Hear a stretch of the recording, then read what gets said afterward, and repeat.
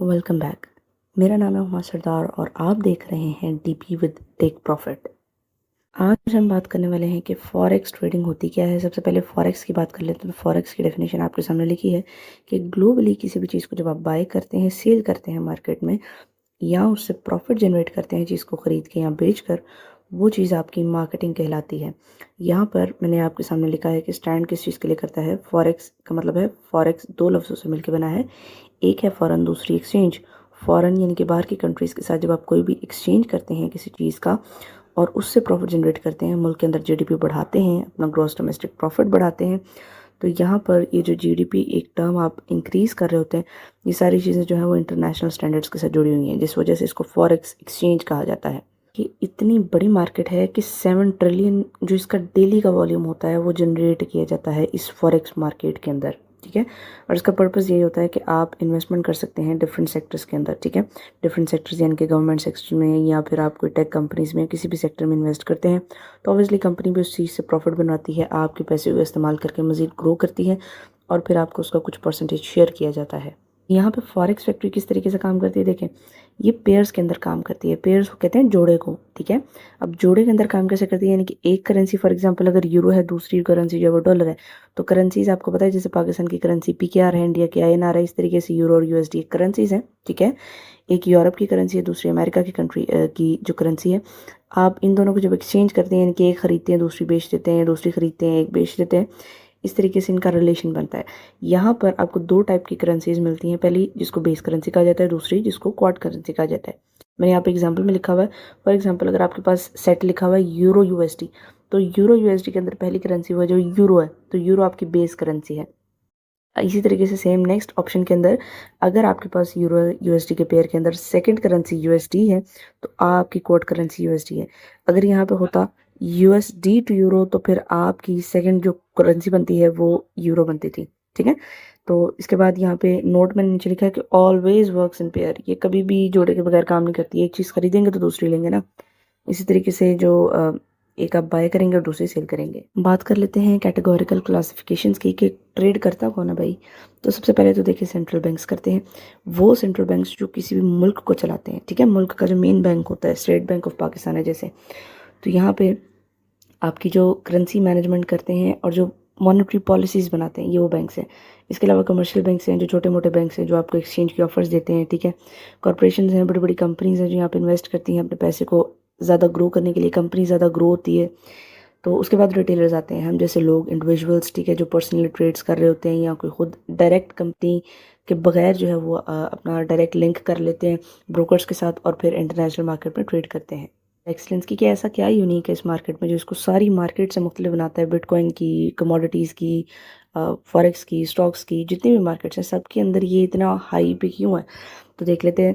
सबसे पहले तो इसका जो पहला फीचर वो ये है कि 24 घंटे ओपन रहती है, हफ्ते में 5 दिन। ठीक है, मंडे से फ्राइडे तक।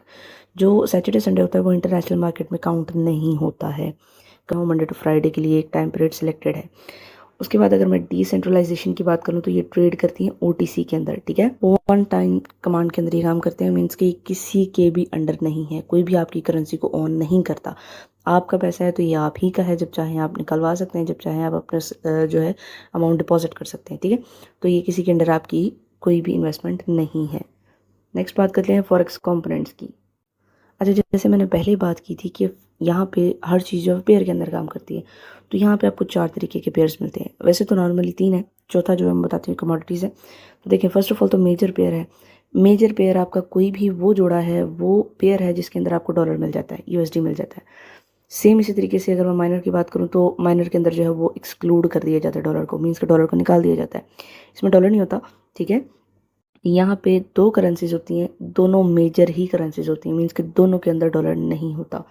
इसी तरीके से एग्जॉटिक पेयर की अगर मैं बात करूँ तो एग्जॉटिक के अंदर एक तो मेजर होना चाहिए, मीन्स कि एक तो डॉलर होना चाहिए, दूसरा वो करेंसी होनी चाहिए जिसके अंदर कम से कम ट्रेड की जाती है। ठीक है, लेस फ्रीक्वेंटली ट्रेड किया जाता है, या फिर स्मॉलर इकोनॉमी का कोई भी जो आप पकड़ लेते हैं, कोई भी एक यूनिट, उसके अंदर अगर आप ट्रेड कर रहे हैं तो वो दोनों मिल के पेयर जो बनाते हैं उसको एग्जॉटिक पेयर बोला जाता है।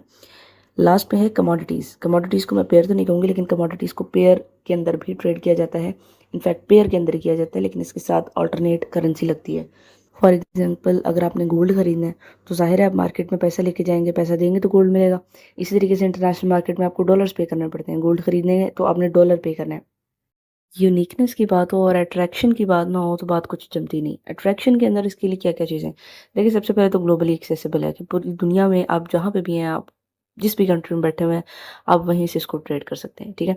लिक्विडिटी किस हद तक है, लिक्विडिटी इस हद तक है कि अगर आपने अभी पैसा डिपॉजिट करवाया है, आप आधे घंटे की ट्रेड ले रहे हैं, 15 मिनट की ट्रेड ले रहे हैं, आप उसी टाइम पे चाह रहे हैं यार जितना भी प्रॉफिट हो गया मैं इसको निकलवाना चाहता हूँ, फौरी तौर पे आप पैसे निकलवा सकते हैं। लिक्विडिटी इससे ज़्यादा बेहतरीन आपको कोई भी ऑप्शन, कोई भी ट्रेडिंग नहीं देती, ठीक है।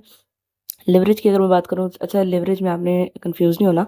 लेवरेज बहुत सारे लोग समझेंगे कि ये हराम है, देखें उधार पैसा लेना हराम नहीं है, ठीक है। हाँ, अगर उसके अंदर आप इंटरेस्ट वगैरह इन्वॉल्व कर लेते हैं, दूसरी तीसरी चीज़ें, तो फिर वो चीज़ जो है वो गलत के ज़ुमरे में आ जाती है। सो यहाँ पे लेवरेज सिंपली मीन्स है कि आप उधार ले लेते हैं मार्केट में, ठीक है। मीन्स कि अगर आप एक अच्छी ट्रेड जानते हैं, आप ट्रेड देखें, सिंपली हम आपको आगे बताएंगे ट्रेड होती क्या है।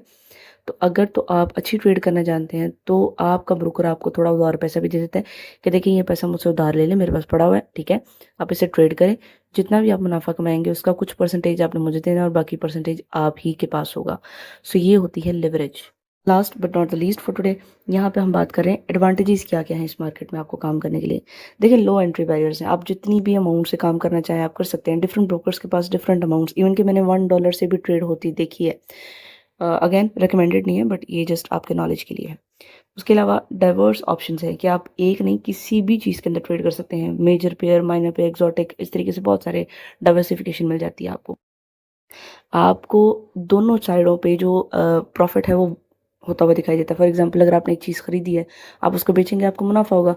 लेकिन अब जैसे मेरे सामने मेरे ईयरबड्स हैं, ठीक है, अगर आप इन ईयरबड्स को खरीदेंगे सस्ते में और इसको बेचेंगे तो ज़ाहिर है आपको प्रॉफिट होगा। लेकिन लेट्स सपोज ये बहुत ज़्यादा महंगा हो चुका है और अब मेरे पास मज़ीद इसको ख़रीदने की गुंजाइश नहीं है, तो मैं इसको सेलिंग की ऑप्शन लगा सकती हूँ। सेलिंग की ऑप्शन में भी आपने कन्फ्यूज़ नहीं होना कि सेलिंग की ऑप्शन हराम है, वो भी आगे चल के डिस्कस करेंगे। सेंट्रलाइज एक्सचेंज मैंने आपसे पहले बात की थी कि आप अपने पैसे के खुद मालिक हैं। फ्री रिसोर्सेज एंड टूल्स हैं कि यहाँ पे आप अगर आप लिंक से ज्वाइन करेंगे, जो है वो नेक्स्ट वीडियोस के अंदर भी मैं आपके साथ शेयर करूँगी कैसे करना है।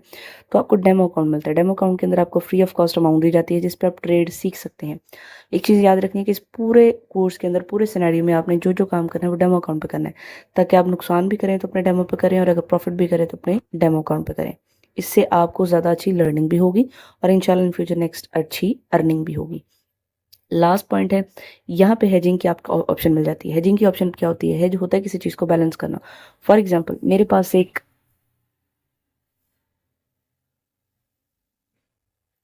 पास दो बॉल पॉइंट्स हैं, एक है डॉलर का, एक है पियानो का। अब मेरे पास जो ये दोनों बॉल पॉइंट्स हैं, मैंने लेट सपोज जो ट्रेड ली हुई थी पियानो के अंदर, ठीक है।